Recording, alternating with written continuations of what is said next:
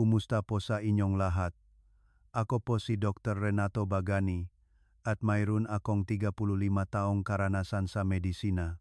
Ngayon, ating pag-usapan ang isang paksa na madalas ikahiyang marami, ang pagising sa gitnang gabi para umihi. Huwag muna kayong lumipat ngang channel.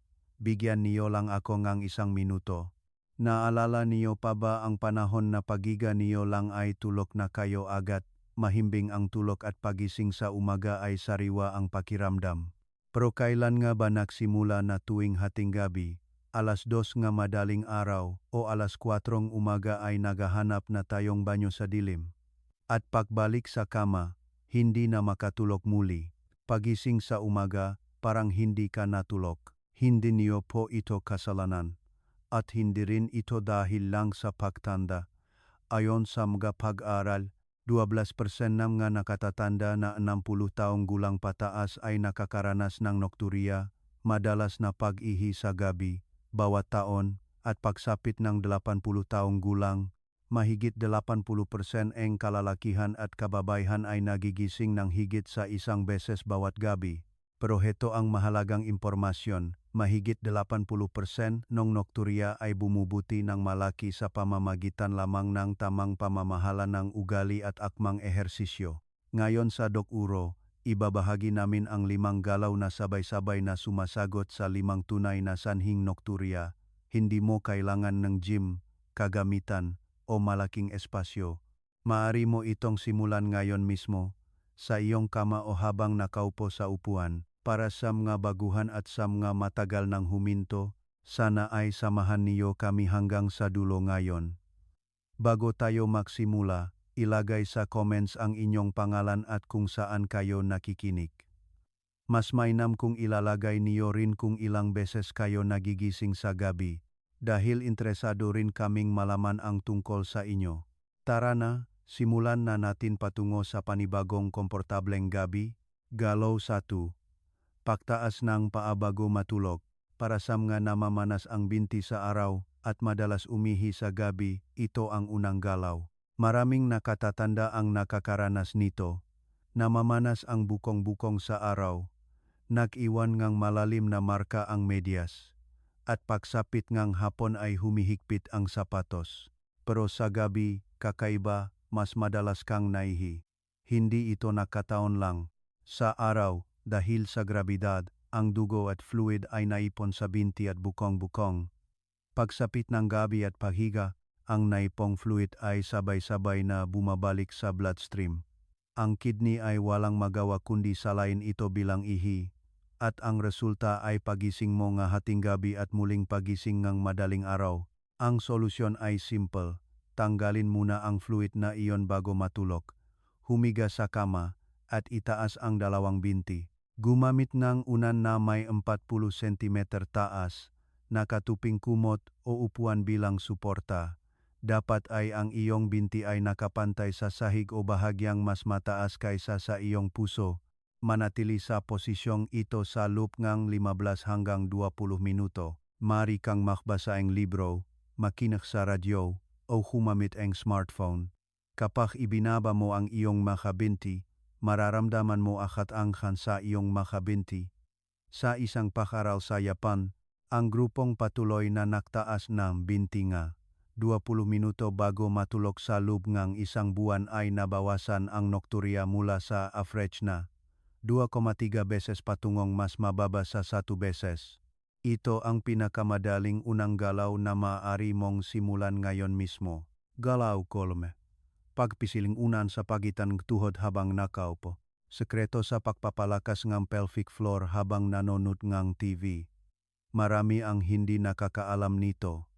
Ang mapanloob na kalamnan ng hita at pelvic floor ay konektado. Kapag mahigpit mong pinisil ang panloob na bahagi ng iyong hita, automatikong sumisikip ang pelvic floor muscles. Ginagamit ng galaw na ito ang prinsipyong iyon. Kahit hindi direkta ang pagpisil sa pelvic floor muscles, pinapalakas nito ang pangkalahatang suporta ang pelvic at sinasanay din ang urethral sphincter. Umupo sa gilid ng kama o sa upuan. Panatilihing tuwid ang likod at ilagay ang dalawang paa ng patag sa sahig. Maglagay ngang malambot na unan o nakatuping tuwalya sa pagitan ng iyong matuhod at pisilin ng mahigpit ang unan na parang sisirain mo ito. Panatilihin ito ngang 5 hanggang 10 segundo. Mararamdaman mo ang kirot sa panloob na bahagi ng hita at malalim na bahagi ng pelvic. Pagkatapos, dahan-dahang luwagan ng 5 hanggang 10 segundo.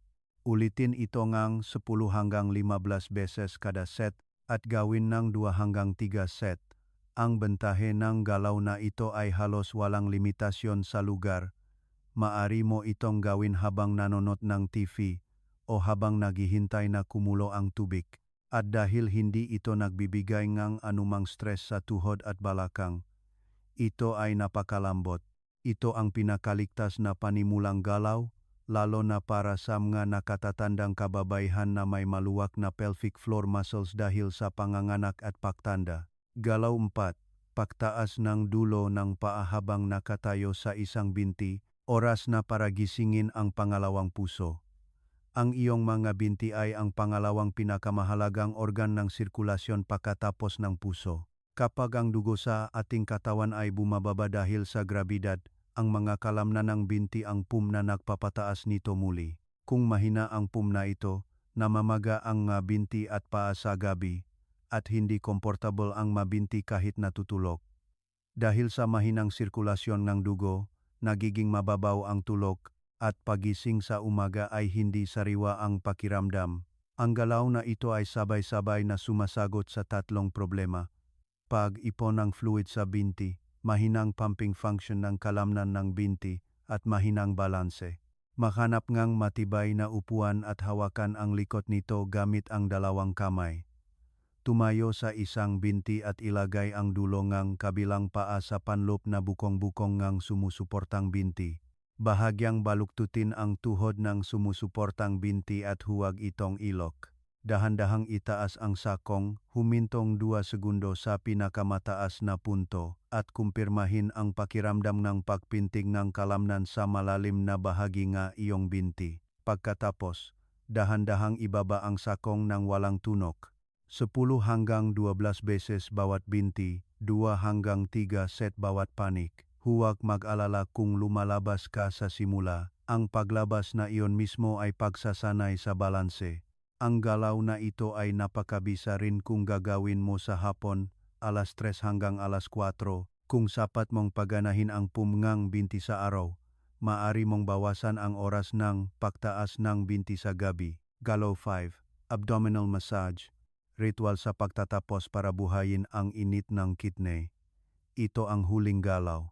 Sa tradisyonal na gamot ng Pilipinas, ang madalas na nokturya ay iniugnay sa mahinang sinyang mujok o hachoheohan. Ang kakayahan ng pantok na mag-convert ng ki ay umaasa sa init ng sinyang, at kung mahina ang sinyang, hindi maayos na nasasara ang pantok, kaya kahit kaunting lamig ay nagiging sanhi ng paglabas ng ihi. Sa medikal na pananaw, ang masahe ay nagpapaluwag ng pelvic muscles at nagpapabuti ng sirkulasyon ng dugo sa ibabang bahagi ng tiyan na tumutulong sa pantok na ganap na mawalan ng laman. Kapag nabawasan ang nalalabing ihi, natural na bumababa ang pag-ihi sa gabi. Humiga ng komportable sa kama bago matulog. Makuskos kang 2 palad hanggang uminit. Ilagay ang kanang palad sa gitna ng pusot at ilagay ang kaliwang kamay sa ibabaw nito. Dahan-dahang gumuhit nege bilog sa direksyong orasan sa paligid nege pusot. Hindi ito pakuskos pabalik-balik kundi ang pakiramdam ng paggalaw ng tissue sa ilalim ng balat gamit ang ugat ng palad. Gawin ito ang 3 hanggang 5 minuto, hanggang ang buong ibabang bahagi ng tiyan ay maging mainit at comfortable. Manatilingang ilang ikot sa guanyuan point. 4 na daliri sa ibabang pusot at kihay point 2 daliri sa ibabang pusot. Ayusin ang presyon upang makaramdam ng kirot ngunit hindi masakit. Mas magiging epektibo ito kung gagawin mo pagkatapos maligo ng mainit na tubig. Ang pakiramdam ng mainit na palat na bumabalot sa ibabang bahagi ng tiyan, iyan ang senyales na ibinababa ng iyong katawan ang pagod ng maghapon. Sandali, huminto tayo at balikan kung ano ang nagawa mo. Sa pagtaas ng binti, inalis mo na ang fluid na may ipon sa gabi. Sa Kegel exercise, Muli mong hinikpitan ang duyan na sumusuporta sa pantok. Sa pagpisil ngang unan, pinalakas mo ang pangkalahatang suportang pelvic. Sa pagtaas ngang dulo ngang paa, pinatakbo mo muli ang pangalawang puso. At sa huli, sa pamamagitan ng may init na kamay, binuhay mo ang enerhiyang kidney. Hindi lamang ito pagawang 5 galaw. Ngayon, ginamit mo ang iyong karapatan upang muling makuha ang iyong gabi. Marami ang nagsasabi, sa edad kong ito, bakit pa ako magsisimulang bago, ngunit ang nokturya ay hindi lamang abala sa pagtulog. Ayon sa mga pag-aral, ang mga nakatatandang may nokturya ay may 4 na beses na mas mataas na panganib sa pagkahulog sa gabi, at ang mga nakatatandang lalaki na gumigising ng 3 beses o higit pa sa isang gabi ay may 2 beses na mas mataas na panganib sa kamatayan. Kaya, ang 5 galaw na ito ay hindi lamang para mas kaunti ang pagpunta sa banyo. Ito ay para mas matagal, mas malusog, at mas malaya kang mabuhay. Kung komportable ang gabi mo, sisikat ang araw mo, at kung sisikat ang araw mo, magbabago ang buhay mo. Nagsimula iyan gayong gabi. Hindi mo kailangang gawin ang lahat ng 5 galaw ng sabay-sabay. Maari mo itong isama sa iyong natural na daloy ng araw. Sa pagitan ngang 3:00 at 4:00 ngang hapon, kapag nagsisimula ng bumigat ang iyong mga binti, gawin ang pagtaas ngang dulong mang paa sa isang binti ngang 2 hanggang 3 set.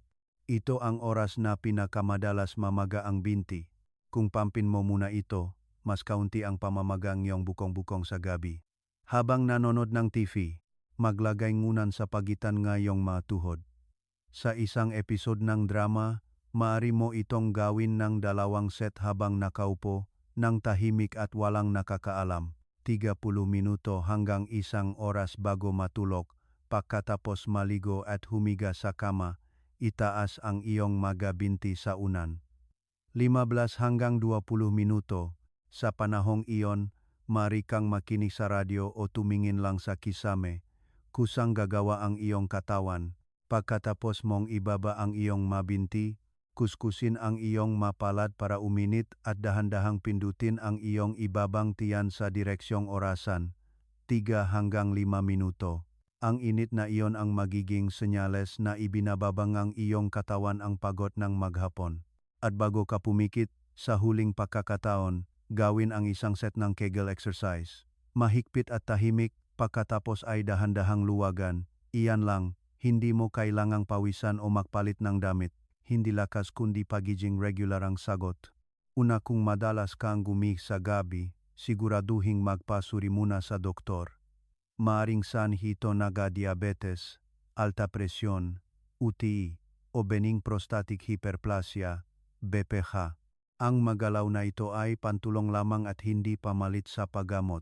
Pangalawa, uminom ngang sapat na tubig sa araw at bawasan ang pag-inom ngang fluid 1 oras hanggang 2 oras bago matulog. Lalo na ang tsaa, kape, alak, at soft drinks ay may malakas na diuretic effect, kaya iwasan ito pagkatapos ng gabi. Pangatlo, huwag masyadong maalat o maanghang ang hapunan. Kung marami ang asin, mas hihilahin nito ang tubig at mas mapapadalas kang umihi. Pang-apat, kung umiinom kang gamot sa alta presyon na may diuretic, tanungin ang iyong doktor kung posible na ayusin ang oras ng pag-inom. Maraming kaso na nababawasan ang nokturya sa pamamagitan lamang ng paglipat ng pag-inom sa umaga. Maraming salamat sa pagsama sa Doc Uro ngayon. Ngayong gabi, gawin lang ang isa, bago matulog, itaas ang iyong mabinti sa unan at maghintay ngang 15 minuto. Marami ang nagsasabi kinabukasan ng umaga, nagising ako ng 12:00 ng hating gabi, pero hindi na ako nagising hanggang 4:00 ng madaling araw. Alam nga nakaranas nito kung gaano kahalaga ang 3 oras na iyon. Ito ang Douro. Sana ay mapunta sa iyong gabi, ang maliit ngunit matatak na bagong lakas. Salamat. Muling magkita-kita sa malusog na gabi.